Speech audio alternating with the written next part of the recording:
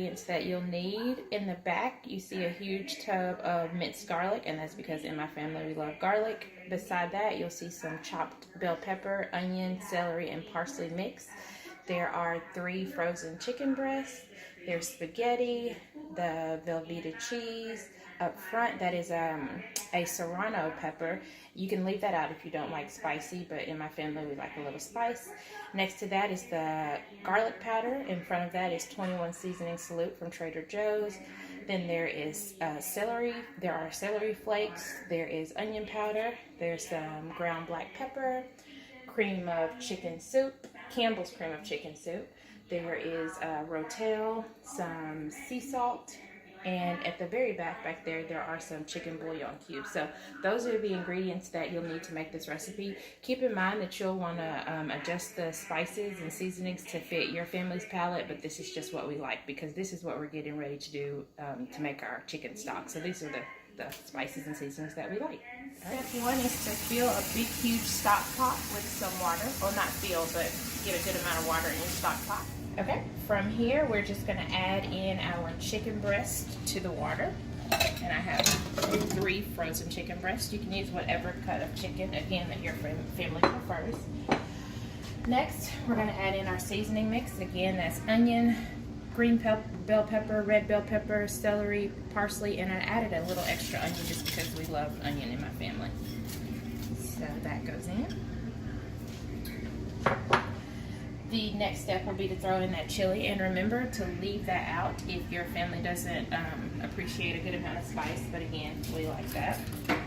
And then one thing about the way I cook is that I don't use specific measurements for all of my recipes, so I'll just put in the amount of seasoning that I know that we like, and we like a lot of seasoning, so I don't have specifics on that. I'll type out some specifics in the recipe below just to give you a starting point, but just so you know, I don't measure when I cook, so we'll just start getting it in there.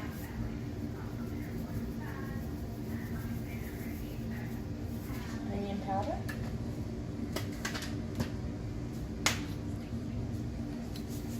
Garlic powder. It smells good already. 21 seasoning salute. Celery flakes.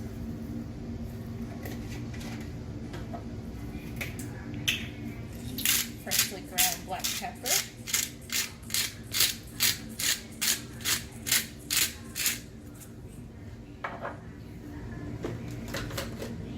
And then I'm going to start with 2 chicken bouillon cubes. And since I'm doing that right now, I'm going to wait to add the salt until after we see how much flavor that bouillon actually gives our chicken broth.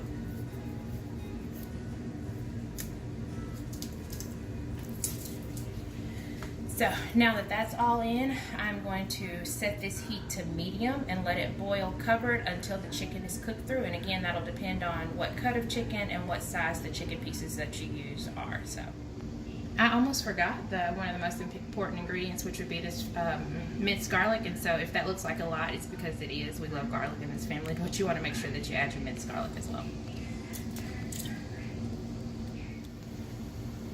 Okay, our chicken is boiling away, as you can see, and it is just about done. So we're going to get into the next step where we remove the chicken from the broth and go ahead and get that. We're going to let it rest for a bit and then get that shredded. So we'll be doing that here.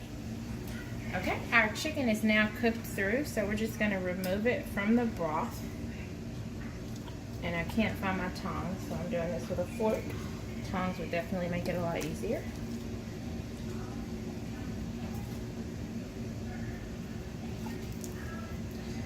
Okay, now this next step is key in setting this chicken spaghetti recipe apart from all others, because we are not going to get rid of this broth. In fact, we're going to turn the heat up a bit, bring that to a boil, and then we're going to dump in our spaghetti noodles.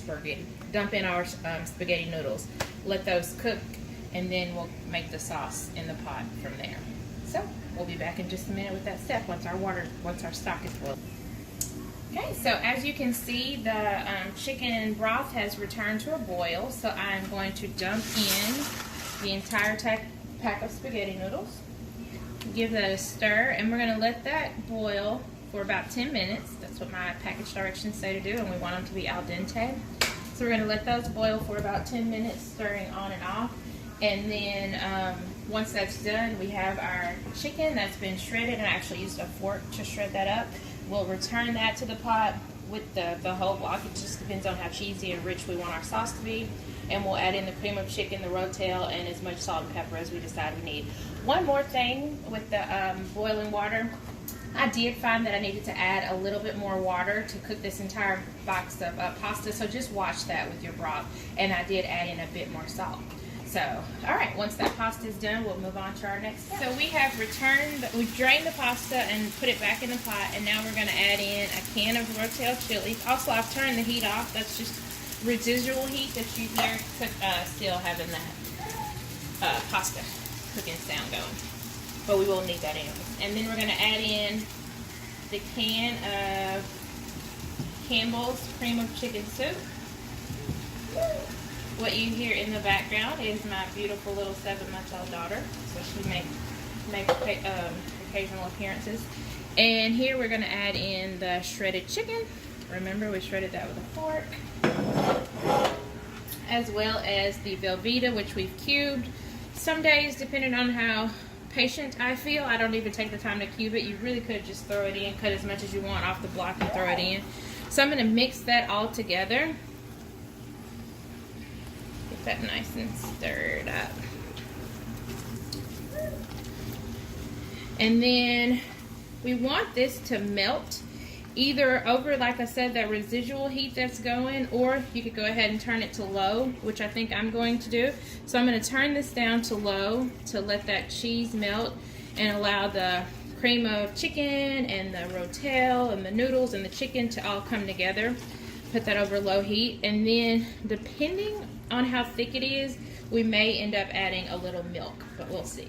So we're just going to let this continue to melt and mix together. And then we'll be back here shortly for plating. And then maybe even a taste test, we'll see. Okay, so that is a big pot of melted, cheesy, creamy goodness. And you could absolutely stop right here. And honestly, 99% of the time I do stop right here. But today we're gonna take this to the next level by putting it into our greased, it's non-stick, but I like to go ahead and still oil it anyway. So we're gonna stick it into this lasagna pan. And then we're going to sprinkle some cheese over top of it and bake it in the oven just long enough for that cheese to get melty and bubbly on top. So we'll be back here in just a moment, and I'll show you what that is. Now remember, this was ready to go, ready to serve and eat and plate up right from the pot, but today we're taking it to the next level. So I am sprinkling some shredded cheese over the top of it. I'm just using a Mexican style blend because that's what I have on hand, but you could use cheddar or maybe even a mozzarella or a Colby Jack, just whatever you have to melt that right on top, because you can't go wrong with extra cheese, right? So I'm going to stick this into the oven at 375 for just a few minutes, just long enough for the cheese to get nice and melty and bubbly on top, because remember, everything in that casserole is already warmed up and cooked through. So we'll be back once that is ready to come out of the oven, or actually we'll be back and we'll get it plated up.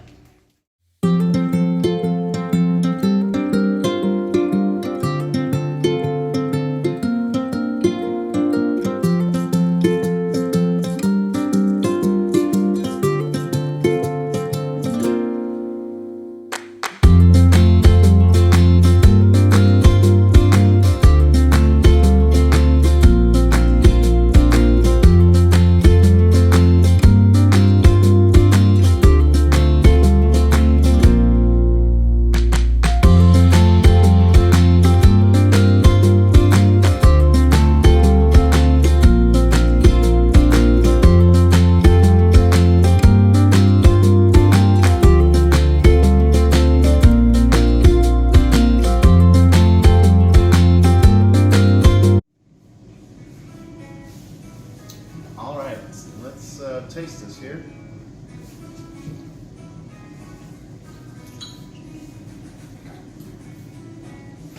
This is very cheesy.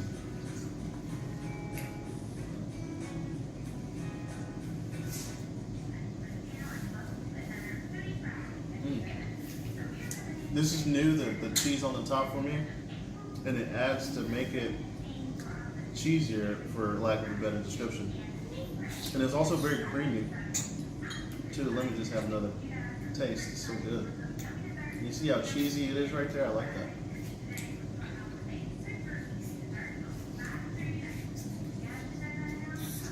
And that is really good. Good flavor. Very delicious. And I think everybody should definitely try this. I think their husbands will be very happy people. So, A+. All right, there you have it. So be sure to like this video if you did like this video. Subscribe. Comment down below if you do give it a try, and let me know if you make any alterations to it. Hope you guys have a great evening, and more importantly, I hope you try out this recipe and let me know how it goes. See you next time, guys.